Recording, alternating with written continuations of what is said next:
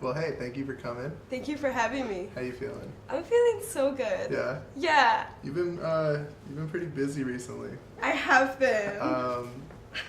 I guess I want to start before anything. I want to start with something that I've noticed by like being a fan of yours for the last year or so. Okay.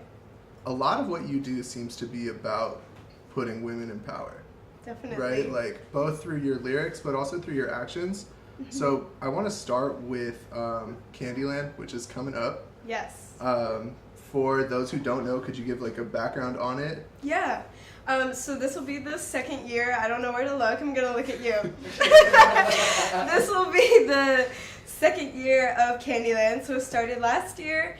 And the whole idea behind it was to have a music festival run by all women and non-binary artists. And so that means everyone from the sound engineer to the installation artist to the stage designer to all the people performing, we're all women and non-binary people.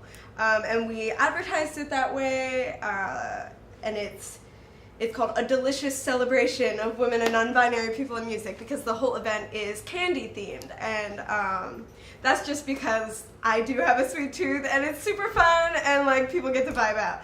But this year we have taken away the subtitle of oh, the little dog is barking. I don't care if this is in the video, but there's a little dog barking. Rescue the dog. Sorry. She wants to come to Candyland. Okay. Should I keep going? Yeah, absolutely. Okay. So this year we took out the subtitle on the poster that said A Delicious Celebration of Women and Non-Binary Artists because I have found that by doing these shows that are like all women are playing or this was made by all women, it just like furthers the binary and the divide between the fact that shows should just have more women in them, and when fucking Twin Peaks and Whitney are playing Talia Hall, they're not like all men are playing. A celebration of men. Yeah, a celebration of men in music. Like, they're not doing that, so why should I make this different? That's just furthering the divide. So, yes, it's still produced by all women and queer people, and all the performers are still women and queer people, but it's just an amazing show, and we don't need to be defined by our gender, which is the whole point. Absolutely. So that's what Candyland is. How'd you get into that? Did you have like a background throwing shows, or were you just kind of like, I see a problem and I have a solution? Definitely a combination.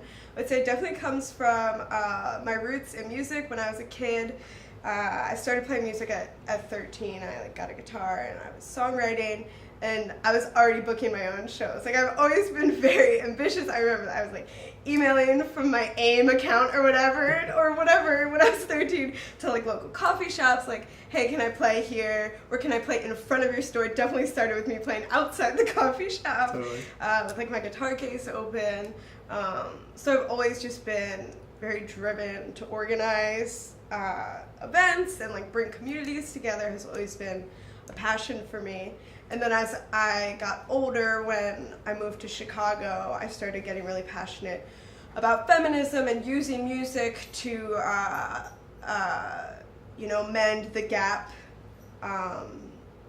of gender in the music industry. So I've just kind of combined like my love for bringing people together and my passion for feminism, and now I have this. Like this is my life. The perfect product of Yeah. that. Yeah, that's perfect. Yeah. So I want to ask about your songwriting process. Okay. So from like the initial spark, right? Let's say maybe you get a tune or you have like a line or something. Where do you go? Do you start with lyrics and then what's the process there? Or? Yeah. I've definitely described my songwriting process as a similar feeling to like the feeling of hunger or thirst.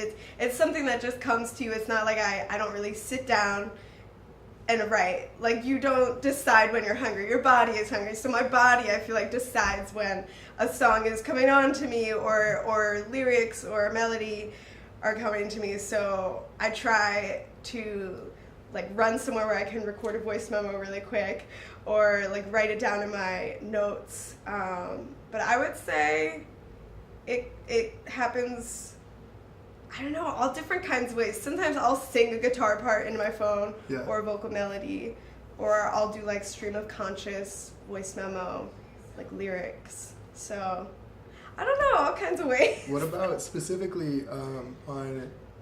I always mispronounce it. Can you do that for you, quiero você? It's yo quiero você. So, how did that come about? Yeah. And the video, actually, because that video is incredible. Thank you.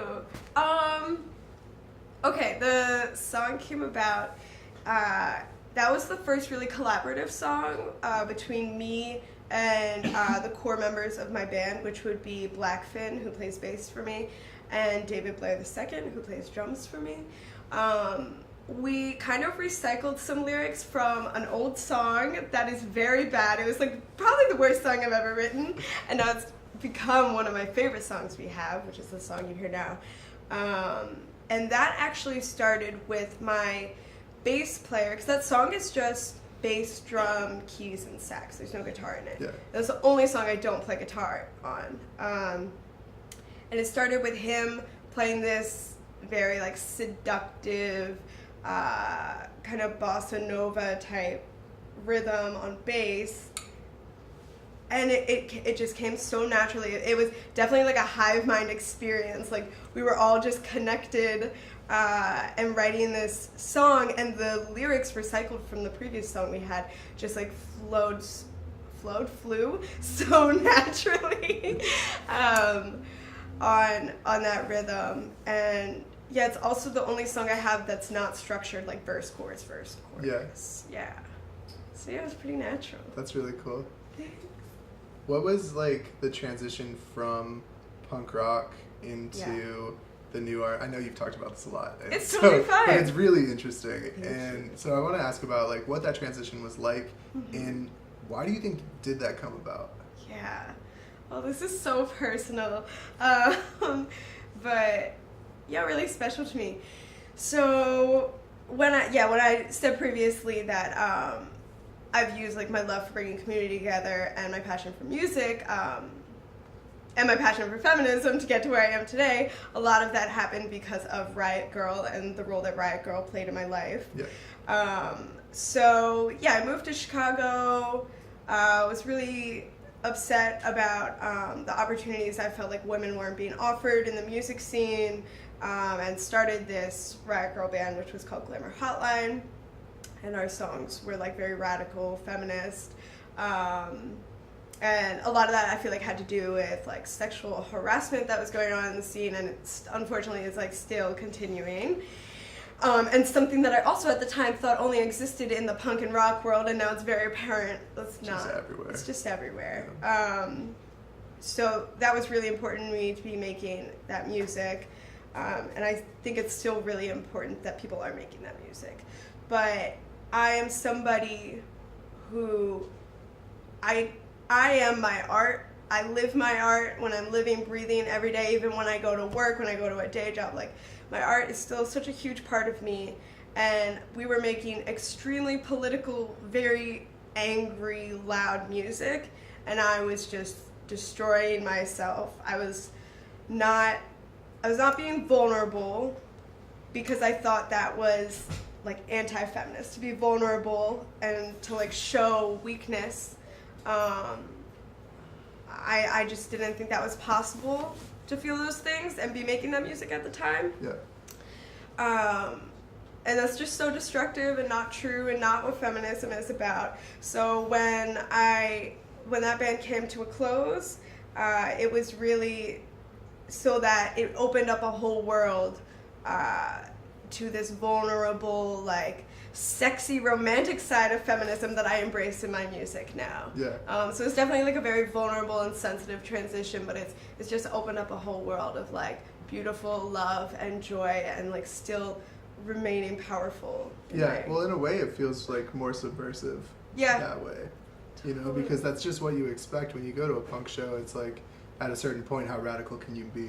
You know, Not that it's about shock value, but it's just about what you're used to. Yeah. And when it's presented in like a sexy way, it's like, oh wait, what just happened to me? Yeah, Like, yeah. And I think that was a huge part of the transition, was like looking at women like Beyonce and Lizzo and Solange, who are all stand for what I believe in such like often tender or strong and powerful ways. And feminism definitely isn't one-sided or one thing or one facet, right. especially in art. So yeah.